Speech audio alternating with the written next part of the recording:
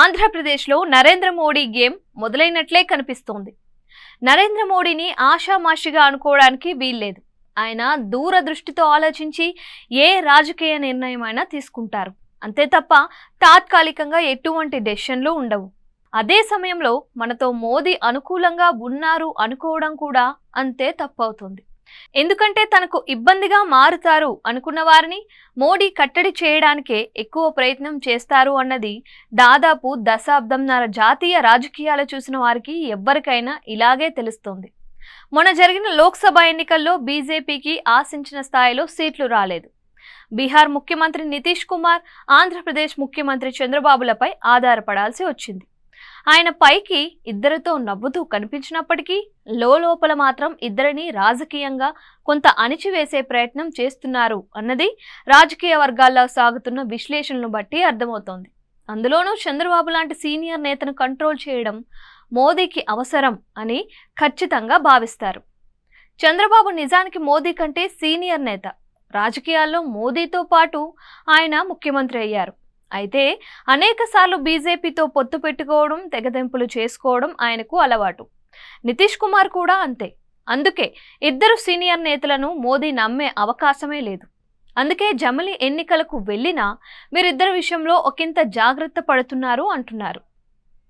బీహార్, ఆంధ్రప్రదేశ్లలో ఒకంత ఇద్దరు నేతల గ్రిప్ను తగ్గించేందుకు మోదీ ప్రయత్నిస్తున్నారు అన్నది తెలుగుదేశం పార్టీ నేతలు సైతం అనుమానిస్తున్నారు. తనను శాసించే పరిస్థితిని మోదీ తెచ్చుకోరు. తన చేయి పైన ఉండాలని, తనను ఒకరు యాచించాలి తప్ప డిమాండ్ చేయడం మాత్రం ఆయన సహించలేరు అన్నది మోదీ నైజం తెలిసిన వారు ఎవరైనా ఒప్పుకునే విషయం. అందుకే ఈ ఇద్దరు సీనియర్ నేతలైన నితీష్ కుమార్, చంద్రబాబుల విషయంలో మోదీ ఇప్పటికే స్కెచ్ వేసి ఉంటారు అని భావిస్తున్నారు. వారిని రాజకీయంగా కొంత బలహీనం చేయగలిగితేనే 10 కాలాల పాటు పాలన సాగించవచ్చు అన్న ఆలోచన సహజంగానే మోదీలో ఉంటుందని చెబుతున్నారు.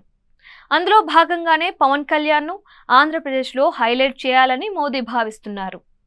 పవన్ కళ్యాణ్ కొంతకాలం ఢిల్లీ పర్యటన ముగించుకొని వచ్చిన వెంటనే కాకినాడ పోర్టు పైన పడటం కూడా ఒకంత ఢిల్లీ వ్యూహమే అని అన్నవారు కూడా లేకపోలేదు. అయితే అందులో నిజమెంత అన్నది పక్కన పెడితే చంద్రబాబు గతంలో మాదిరిగా మోడీని డిమాండ్ చేయలేరు.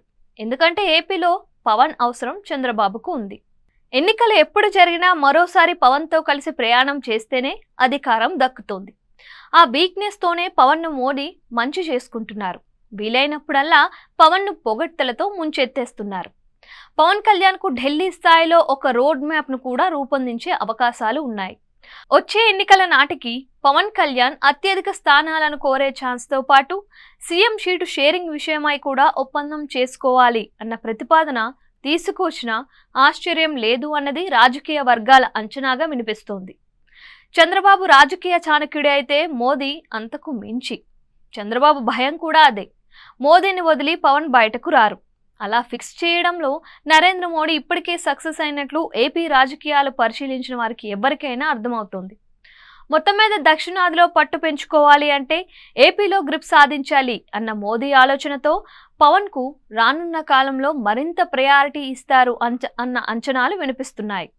రేపు 8వ తేదీన విశాఖ పర్యటనలో కూడా మోదీ పవన్కు ప్రాధాన్యత ఇచ్చే అవకాశాలైతే కనిపిస్తున్నాయి. అందుకే చంద్రబాబు నాయుడు పెద్దగా రాష్ట్ర ప్రయోజనాల విషయంలో డిమాండ్ చేయలేని పరిస్థితి ఉంది. కూటమితోనే వచ్చే ఎన్నికలకు వెళ్ళాలి అన్న ఆలోచనలో ఉన్న చంద్రబాబు ఈసారి మాత్రం పవన్, మోదీలను దూరం చేసుకునే ఆలోచన చేయరు. రాజధాని అమరావతి విషయంలోనూ కేంద్ర ప్రభుత్వం నిధులు ఇవ్వలేదు. కేవలం ప్రపంచ బ్యాంక్ రుణం ఇచ్చేందుకు మాత్రమే సహకారం అందించింది. అదే సమయంలో జగన్ విషయంలోనూ ఒకంత మోదీ సాఫ్ట్ కార్నర్లో ఉన్నారని హస్తిన వర్గాలు చెబుతున్నాయి. చంద్రబాబును కొంత కట్టడి చేయాలి అంటే జగన్ను ఇబ్బంది పెట్టకూడదు అన్న ఆలోచనలో ఢిల్లీ పెద్దలు ఉన్నట్లు జోరుగా ప్రచారం సాగుతోంది. అదే జగన్ ధైర్యం అని కూడా అంటున్నారు. ఇటీవల అమిత్ షాతో విజయసాయిరెడ్డి సమావేశం కూడా అందులో భాగమే అని అంటున్నారు. అలాగే జగన్ కేసుల విషయంలో కూడా ఎటూ తేల్చుకోకుండా చూసి చంద్రబాబుకు చెక్ పెట్టడమే కమలం పెద్దల ఆలోచనగా ఉంది అనే టాక్ కూడా బలంగా వినిపిస్తోంది.